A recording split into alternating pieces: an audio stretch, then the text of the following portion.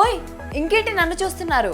న్యూస్ని న్యూసెన్స్ లేకుండా చెప్పి ఎంటర్టైన్మెంట్ని ఎంజాయ్మెంట్లా మార్చి ఎప్పుడు మీకోసం పనిచేసే మీ FBTVని లైక్ చేయండి, షేర్ చేయండి, కామెంట్ చేయండి. చివరిలో చెప్పడం మర్చిపోయాను, సబ్స్క్రైబ్ చేయడం అస్సలు మర్చిపోకండి. ఇంకొకటి, కింద ఒక గంట సింబల్ ఉంది కదా, దాన్ని గట్టిగా కొట్టండి, నోటిఫికేషన్స్ వచ్చేస్తాయి.